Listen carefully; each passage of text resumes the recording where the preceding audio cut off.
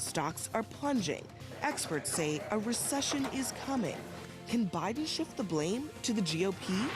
Republicans in Congress are doing everything they can to stop my plans to bring down costs on ordinary families. The American people are bracing for a very pricey summer.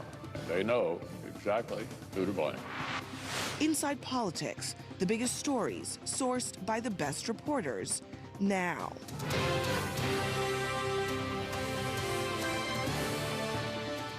Good morning and welcome to Inside Politics Sunday. I'm Abby Phillip. Donald Trump's plot to hold on to power after losing the election came dangerously close to working. That's one of the inescapable conclusions from the first hearings of the committee investigating January 6th. And we've also learned that Trump was told over and over that his election fraud claims just weren't true. There was never an indication of interest in what the actual facts were. And the theory that Vice President Pence could basically declare Trump the winner wasn't true either. What the president wanted the vice president to do was not just wrong, it was illegal and unconstitutional.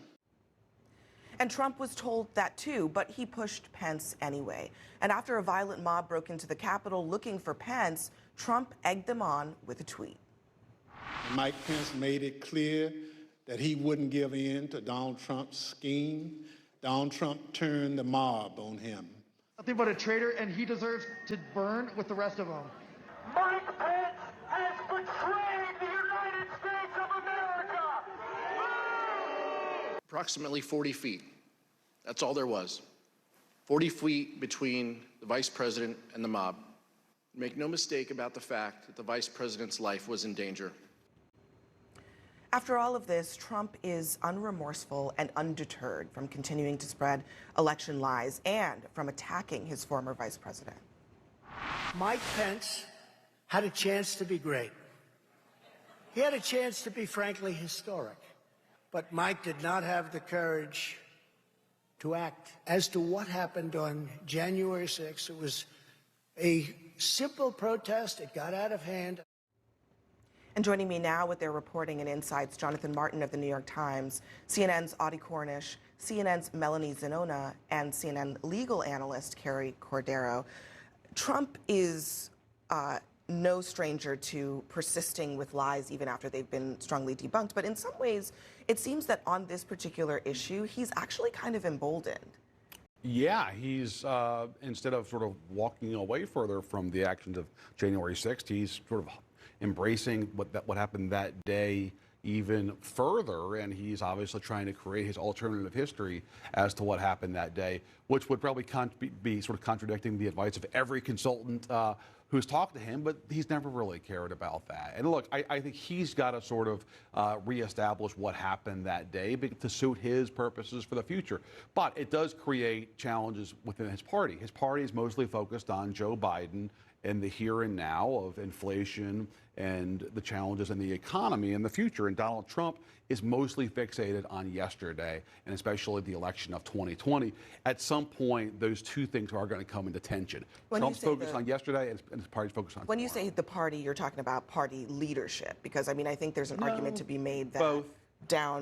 downstream, a lot of Republican voters are also concerned about Trump's election. Yeah, look, I think you'll certainly find concerns about the election of 2020. I don't think Brian Kemp litigated the election of 2020, and he won a primary overwhelmingly. But to Abby's point, if you think of it a little differently, we just went through a primary season where more than 100 candidates campaigned on either election denialism or on the idea of fraud or irregularities that was reported in the Washington Post. Yeah, no, of course. So it is actually part of the kind of platform down ballot. You don't have to say Trump is right. Totally get that, You cannot say Trump is wrong. No, and that's a key point right there. You can't challenge Trump, by the way. That's a key point, To your point, I mean, Melanie, you reported that Trump wanted a whole lot of pushback. He didn't really get it. And it's partly because I think a lot of Republican leadership, they saw the dangers of trying to litigate the facts of this issue. But what happened to the plan to push back? Well, I think a few things. One, to your point, there is no good argument substantively for the stuff we've seen. I mean, this is cold, hard evidence that they're coming out with. There is witness testimony from Trump's own allies, his own daughter, his own supporters. So they've kind of latched onto this just generic argument of everything's legitimate and no one cares about it. But that's not really a very strong argument. And so I think they're looking at that, realizing it's not very effective. They would rather focus on, to Jay Mart's point, other issues like the economy. But Trump behind the scenes is still itching to punch back. I mean, I think that's part of the reason why he wants to run for president early. I think that's part of the reason why he did lash out at Pence at an event on Friday. And released, I think, a dozen pages. A 12-page response, which was litigating everything he had said I do want to talk exactly about that because the Times has a story this morning suggesting that maybe the 12-page rebuttal was actually part of a legal strategy to maybe inoculate himself, Trump, from further legal jeopardy. I mean, where do you think things stand, Carrie, in terms of what is the real criminal exposure for Trump and perhaps for some of these others who are implicated here? Well, I think there were two main things, I think, that came out of the hearings this week that moved the needle forward a little bit. One is that there was so much evidence presented that he knew at the time, that he was informed at the time that he was involved in this pressure campaign against the Justice Department, against the vice president, against state election officials, that it was illegal, that it would be a violation of the Electoral Count Act. And we know that in part also because a judge that ordered the release of his lawyer, John Eastman's emails, did so on the crime fraud exception. Right. Meaning that there had to be evidence of a crime, that he believed there was evidence of a crime that then broke the attorney-client privilege. So we know that there is a crime on Eastman's part or yes. a crime on Trump's part? Well, just a crime was committed. That yeah. a crime was in play, and so therefore it justified producing these emails, which were the communications between the lawyer, Eastman, and the president in terms of his emails between them. And so there is more evidence that they knew that it was illegal. And so I think the committee really did move forward on that this week. Yeah, I want to talk about Mike Pence for a second because he is there's just such an undercurrent, especially the hearing was about Mike Pence on Thursday, but he has been staying out of the fray. He gave an interview to the Wall Street Journal where he was basically like, you know, I'm going to battleground states to test the waters, but I don't want to attack Trump. I mean, he could emerge as the hero of this story and seems to not really want to be. It's a little bit puzzling. I mean, I don't think he's holding back all that much. You're talking about him being in the media, specifically the Wall Street Journal. Yeah. We're talking about his entire circle of people didn't just subpoena, but spoke very forthrightly, right, in describing the pressure campaign on him. Nothing happens without his say-so. All these people are lawyers. They know how to sit in a deposition and give answers in a way that would give one image or another, and they chose to give a very specific one. So in a way, he's walking that line, right? Making sure everyone and their mother knows how quote-unquote heroic he was during that time, and at the same time not being the one that you can show sound bites and clips of speaking against Trump. Yeah, he wants to have it both ways. At some point, that is going to have to come to a head. I interviewed Pence in Iowa in April, and to your point, Audie, he wants to have it both ways, right? He wants to embrace what he calls the Trump-Pence agenda, which he mentioned in Iowa when I was there at a county GOP speech at least a half dozen times. But at the same time, he hasn't spoken to Trump for a year now. He's obviously okaying his staff to openly confront Trump about January 6th. Those pictures that we saw leaked this week don't get out without Pence's permission. And so this is the great question is, can Pence sort of tell GOP voters, you can get Trump without the crazy effectively if you support me? But at the same time, you know, I broke from that man. I think that's a really hard line to walk. Or think of it another way, who is the Pence constituency? And is there one created after this? This is the real question. I mean, you could look at Brian Kemp, you could look at some of the Republicans who have survived being on the wrong side of Trump, but I don't think that that's a consistent enough picture to say there's a constituency for a Pence without Trump. Who are those voters? Yeah. Before we go, Carrie, I mean, I want to ask you about what's coming up next. The DOJ wants these transcripts from the January 6th committee. They're probably going to get them at some point, but why?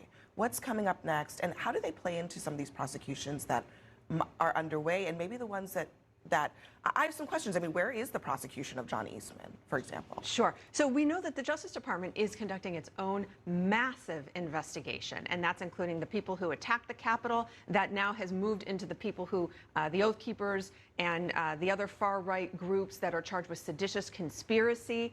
And so now the Justice Department wants these transcripts because there are likely some people that have been interviewed in the part of the committee's investigation, which is a political process, not a legal process, but that are the same people who have been interviewed by the Justice Department. So they could be looking for either evidence of crimes of individuals that they already have spoken to or they have subjects of investigation. They also could be looking for exculpatory evidence or inconsistencies between things that people maybe told the committee versus things that they may have been interviewed by the Justice Department or the FBI. And so the committee, the committee doesn't have a huge staff. So I do wonder if it simply is a manpower. I don't know, but I wonder if it's just a manpower issue that they have not been able to comply with this Justice Department request. But they'll get those documents over, and the investigators are going to need to pour through those documents to look for evidence, to look for exculpatory, and to look for inconsistent statements. And of course, some members of the committee have said, we're not done yet. This is an ongoing process. We're still collecting evidence. And so that's one of the reasons they've said that it hasn't been turned over yet. But stand by for us. Carrie, thank you so much. And coming up next, can President Biden convince voters to blame Republicans for inflation? He's certainly going to try. 100 years ago, a beautiful empire built on black excellence was booming. Black Wall Street. It was a sight to be seen. Until one day, it was all burned to the ground. But fire is no match for the fire within black dreamers everywhere. And so, new Black Wall Streets rise. Citi is committed to helping build black businesses through banking. Meet Jeff. In his life, he's been to the bottom of the ocean, the tops of mountains, the ER, twice, and all the places this guy runs off to.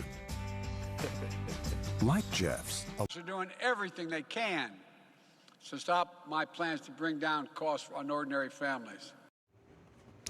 Biden sat for an interview with the Associated Press this week, and he said that a recession is, quote, not inevitable. And he rejected the idea that his $2 trillion COVID relief bill contributed at all to inflation. Tarini Parti of the Wall Street Journal is here with us to join the conversation.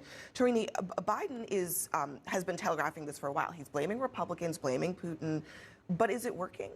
So this is a reflection of a few things. There's little he can actually do to control inflation, but what they're realizing is they need to shape the message. They need to push back stronger. So we're seeing the president now try to put sort of as positive of a spin he can on the bad economic numbers in terms of saying, it's not inevitable that a recession could happen, even though there is growing consensus among economic experts that it could happen. We've seen them do this before when we were talking about inflation. They insisted for months that it was transitory and it would go away after a few months. Of course, that didn't happen. So you're seeing the White House try its best at this point, months before the midterm elections, to really try to find its footing on inflation messaging, but it really remains to be seen if that's going to work because voters are struggling every day with gas prices, with food prices. So, some sort of pushback from the president can only go so far. Yeah, I mean, as I always say, messaging is only going to go so far when people's realities are a different thing. But Melanie, 3 White House aides went up to the Hill this past week to basically talk to Democrats about this message. I mean, how did that go over? Not well, to put it mildly. Listen, Democrats, they have been panicking privately. They have been saying for months, back in December, they started pressing the White House to get a handle on inflation, start talking about this issue. They've been pressing Nancy Pelosi to start putting bills on the floor, even if it's just messaging votes, just to show the voters that they're doing something. And when White House officials came, they basically said, blame other people, blame corporate greed, start talking about what we're doing legislatively to attack these issues. But there wasn't a lot of Q&A. They showed up late.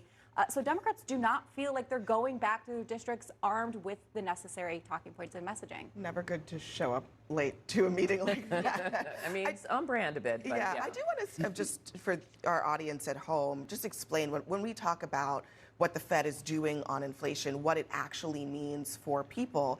And it basically means that things get more expensive. Mortgage rates are higher, credit card and car loan rates are higher.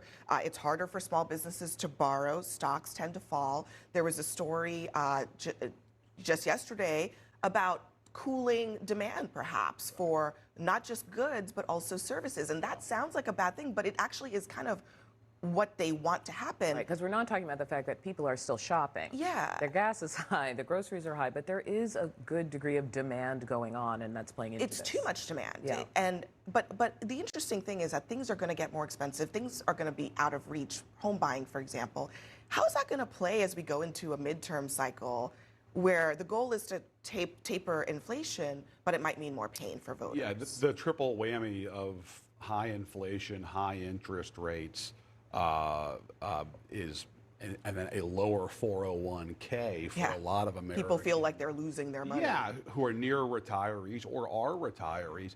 That's a hell of a combination for a lot of American voters, and it does tend to focus the mind politically, and it focuses the mind against the party in power. And so, to your point, Abby, Biden can message this as much as he wants, but when people are paying $5 and $6 a gallon of gas or checking the website of their 401k and seeing that red, that's pretty hard to overcome, and it just reinforces the kind of sour mood that a lot of Americans are in right now. And so it's going to create real headwinds. And I think the frustration the Democrats have is that the Biden folks have known this for months now, and there's still no clear plan to confront it beyond trying to turn the tables on the GOP. But even Biden doesn't do that consistently. And I think that's another frustration as well, is Biden will give a speech occasionally, but it's not done consistently. There is no week-to-week message that Biden is capable of driving. And I think that is going to cause even deeper anger in the party going forward. There's one big outstanding issue. I mean, there are probably a couple big outstanding issues, but one of them is tariffs on China that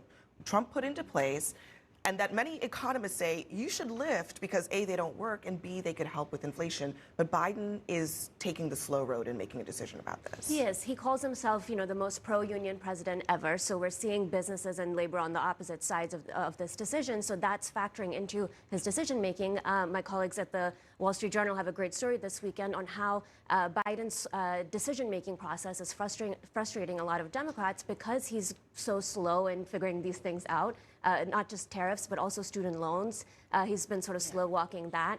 So there's a lot of debate right now. Another factor into the tariffs decision is how this plays on China. Like there are a lot of Republicans who've been messaging a lot on being tough on China, President Trump, former President Trump being one of them. So how that decision would factor into the politics of China. And none of this is like you flipping a switch. I mean, you do it now, maybe you might see the effects before November. So I think that is playing a little bit more into the anxiety as well. Coming up next for us, democracy under threat, how a few men and women in key jobs could try to steal the election in 2024.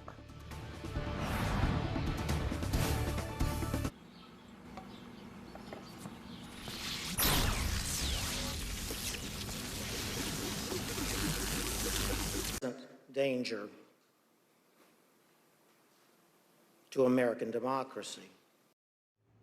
So here is what he is talking about. In some of the key states where this election, the next presidential election, is likely to be decided, there are candidate after candidate after candidate running on the big lie. In Michigan, in Pennsylvania, the governor of that state will appoint the Secretary of State. In Arizona and in Nevada. And that's not even the half of it. In Indiana, an election denier just became the Republican nominee for Secretary of State.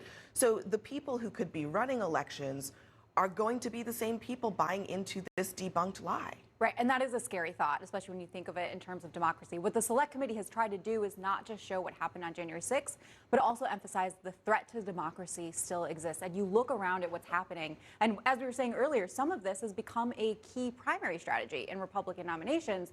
I think the question is, does it matter in the general? And do voters care that there's election deniers or people who were at the Capitol on January 6th running in congressional races?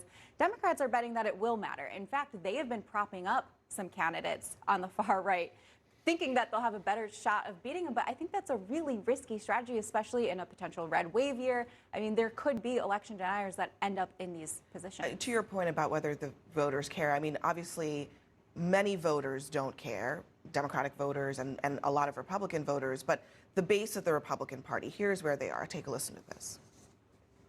It's strange to me that Joe Biden could get 81 million votes, supposedly, more than Barack Obama, who was obviously the favorite of especially many people. Strange to me, some of the figures don't seem to add up. So let's call it 30% of the Republican Party. Maybe it's 35%. But it basically amounts to this just doesn't seem right. And it's become, in a lot of ways, an organizing principle for that part of the Republican base. And the reason why this matters isn't just sort of a vague sense. Democracy, I think, just sounds like such a big word. The nitty-gritty, and that we've learned in the last week, is what does this mean when it comes to a state choosing its slate of electors that get sent to Congress to be certified? One of the things that they've exposed is this idea of having a second slate of electors that, you know, people are saying these are fake electors, and another set of heroes here are the congressional delegations that certified the electors that Biden had won the election. All of these tiny things that seemed for so long ceremonial, as it turns out, carry real and significant weight, or we've learned are vulnerable to manipulation. And we've learned they're vulnerable in the past week. And for 2024, when can they disintegrate? Can the elections and the races you guys are talking about be the cause of their full disintegration? Also this weekend, the Texas Republican Party had their convention. A lot of things happened. One of them, Dan Crenshaw, congressman, accosted by hecklers, physically accosted by hecklers who were saying that he should be tried for treason. But listen to this from the Texas Tribune. The Republican Party there in Texas approved measures declaring that President Joe Biden was, quote, not legitimately elected, and rebuking Senator John Cornyn for taking part in bipartisan gun talks. They also voted on a platform that declares homosexuality an abnormal lifestyle choice and calls for Texas school children to learn about the humanity of the preborn child. A lot going on there in Texas, but just a lot of threads here about this idea of, first of all, the Proud Boys being a part of that Crenshaw confrontation, the kind of undercurrent of violence, and the pushback against people like John Cornyn, who is not a moderate. He is a conservative trying to work across the aisle. Yeah, I thought that confrontation with Crenshaw was so revealing because it does capture this sort of menace that still hovers over our politics, this threat of physical violence. You know, Alex Burns and I wrote a book called This Will Not Pass, and we call it that for a reason. We're still living through these challenges to our democracy, and they're not just at the ballot box. And that's what's so sobering, that the sort of threat of more political violence in America is ever present, certainly in the Capitol every day, where every time there's somebody who's arrested outside with guns in a car, we all get the sort of same chills. And also, even people like Dan Crenshaw, it doesn't matter your politics, all right? You can left or right. You can be targeted now by people. And by the way, it's not just folks like Crenshaw. It's backbench members of Congress now. You would be shocked at the people who now have security protection, at least occasionally, because of these constant threats coming in. And I think that's what is so depressing, frankly, about American politics in this moment is lawmakers who are living in fear day in, day out in Washington and back home because of these threats. And they were particularly fearful in the wake of January 6th. I remember members telling reporters privately they voted the way they voted on impeachment or what have you because of that fear.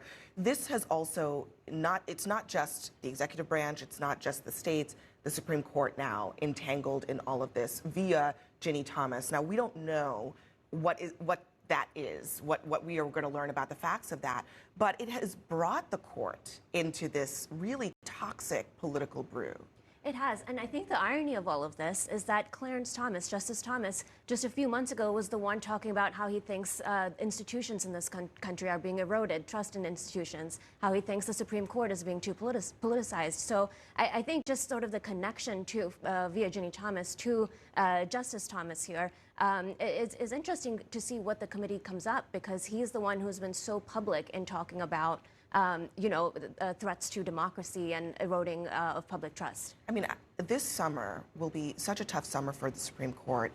They have two big decisions coming up on abortion and on guns. They have the January 6th committee and the undercurrent of all of what that means. There's no question this will be a trying summer in terms of the public confidence in the court. But coming up next for us, a warning from Texas Democrats about Hispanic voters. Is it an existential threat for the party? Ready to style in just one step? Introducing new Tresemme One-Step Stylers. 5 professional benefits, 1 simple step. Totally effortless. Styling has never been easier. Tresemme, do it with style. For granted. Are they? I mean, this is a little bit of a question of, are Democrats listening early enough to some of the warning signs that there's erosion here? Well, there's several things going on here, Abby. As you know, I have been working on the Latino vote pretty much from the beginning of my political career. And what I have seen overall is that there has been tremendous growth with Democrats and the Latino vote.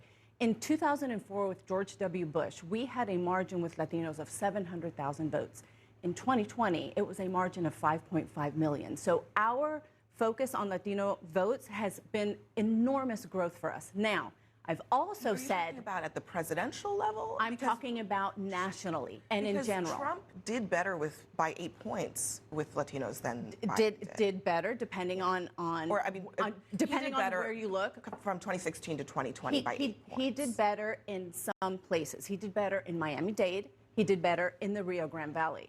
But Joe Biden would not be president today if he had not won Colorado, Arizona, New Mexico, and Nevada, something that a Democratic president hadn't done in 80 years. But let me say this. I have always preached to the Democratic Party that we will not continue to grow our appeal with the Latino vote if we don't earn that vote every single day and in every single cycle. And that's what we have to continue to do. Let's take a look at a little bit of what you're talking about here. There are differences in what's going on with the Latino vote. If you look at Texas, Florida, and Arizona, these are 3 districts that are a little bit, let's call them emblematic of what we're talking about. Florida, 27. This is the Miami-Dade area. It went from being Clinton by 19 in 2016 to Biden by just 3 in 2020. Texas, 15. That is on the Mexico border. Clinton, 16 to Biden plus 2. Arizona, this is the Tucson area. So Arizona is a place that some Democrats say think that helped Biden win that state. Absolutely. It went from Clinton 29 to Biden 27. So not a huge shift, but still, in Texas and in Florida, there are big erosions happening in the Latino vote. I think it's pretty clear why. Certainly in Florida, you have a number of Hispanic voters who fled socialist countries, and portraying Democrats as socialist is very politically effective. In South Texas, it's part of a larger national story about this sort of class realignment in American politics. And working class voters are now voting for more Republicans and across racial lines. And look, a place like South Texas, you have a history of voting for Democrats, but they're Texans. They often work in either the energy business or on the border and the customs or border. Myra Flores' husband is a border protection agent. The nature of those jobs, the nature of living in South Texas is a fairly culturally conservative outlook. And I think they were voting the way that their grandparents and parents had voted for a long time, but eventually there does tend to be a sort of a shift in the voting, and that's what's happening in South Texas. I do want to raise this question, though, that Jamar just raised, about the way in which, not just when we're talking about Latino voters, but Black voters and Asian American voters, when race and class start to, do some funny things. Maybe voters think that their class identity is more important than their racial identity. How does the Democratic Party deal with that or message effectively around those issues? Right. It's the reason why I'm not jumping in is because in some ways this feels like a media story instead of a political story. There's a way that reporters flatten out voting subgroups, so to speak, minority groups that ignores generation, religion. To some extent. They do, but it means that we're comparing Arizona, Florida, and in Texas, and they are wildly different populations of each. One thing I'll add here is that your point is very correct.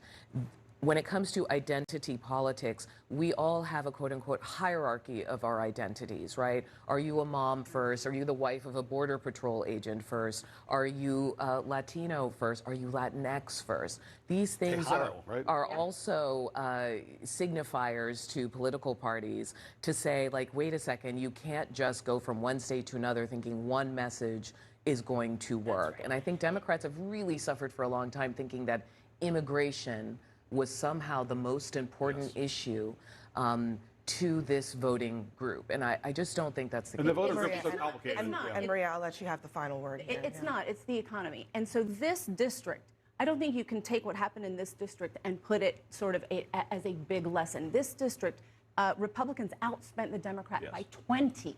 And they only got to 51%. So I think if we had... But you can spend a lot of money and fail. So I think it is... Yes, but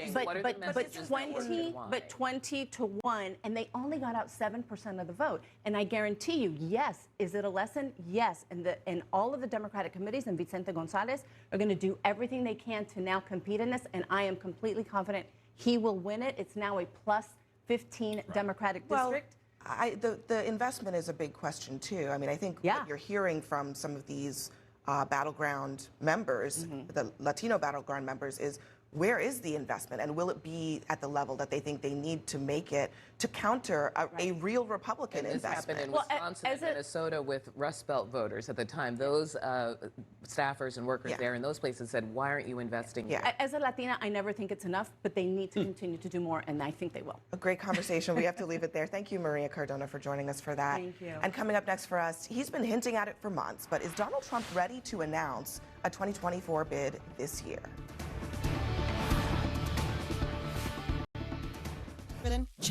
Position now to do things that Trump would have done were he really in power now. So the spotlight is on DeSantis as a politician.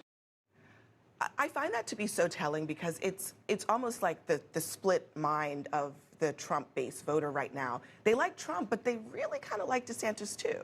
Right, and that is why Trump is so nervous about DeSantis. Our colleague Gabby Orr reported that lately in the last few months, Trump has been really fixated on what the polls say about DeSantis.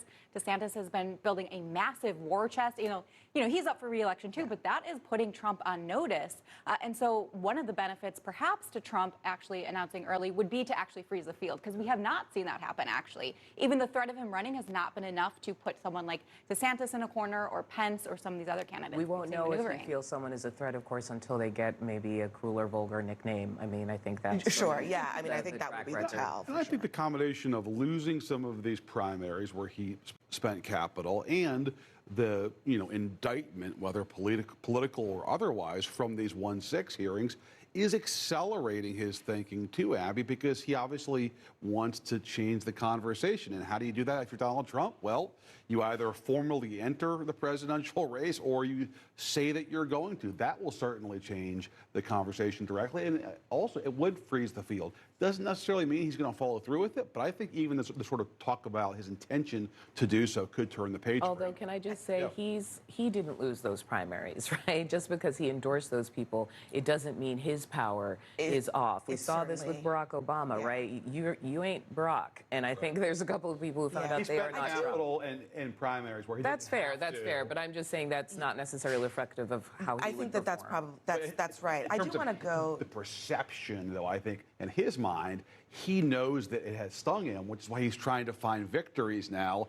For example, Alabama getting ahead of Katie Britt in the runoff against Mo Brooks, not because he likes Katie Brooks, but because he wants to find a victory. I do want to ask Tarini about President Biden. I mean, how does this play into his thinking about I think, we've talked a lot about how it might scramble or clear up the Republican field, but on the Democratic side, this could really factor into President Biden's thinking, whether it's on the timeline or whether the decision to run for re-election at all. We're already hearing some concerns about his age from some voters and party insiders. We're already seeing some Democrats start traveling more. We saw Illinois Governor J.B. Pritzker in New Hampshire yesterday. We saw Vice President Kamala Harris in South Carolina. So I think all this chatter combined with whether or not former President Trump announces could factor into President Biden's thinking on this as well. All right, a big conversation to be continued. Thank you all. Thank you. But before we go, today in the United States, we celebrate Juneteenth. For decades, Black Americans have marked June 19th as their true Independence Day. It is the day that 2.5 years after the Emancipation Proclamation was signed, word of freedom finally got to the slaves in Galveston Bay, Texas in 1865. And this weekend, all across the country, there will be public parades and private family barbecues. And of course, now that it is a federal holiday, plenty of corporate and political statements attempting to latch on to the holiday's symbolic meaning. But we cannot forget the real reason that Juneteenth is a federal holiday at all. and that is 95-year-old Opal Lee. Here she is in 2020. We need 1 million signatures to give to Congress to let them know it's just not one little old lady in tennis shoes. Ms. Lee walked and walked and walked from Fort Worth, Texas to Washington, D.C. until they couldn't ignore her anymore. It's not a black thing. It's not a Texas thing. None of us are free until we're all free. To have it actually happen was, can I use the phrase the children use? It was off the chain. It is off the chain, and celebrating Juneteenth has always been about Black history, perseverance, and of course, joy. And it is about freedom for all of us. And tonight, you can join some of the biggest stars as they lift their voices for Juneteenth, a global celebration for freedom, live at 8, only on CNN.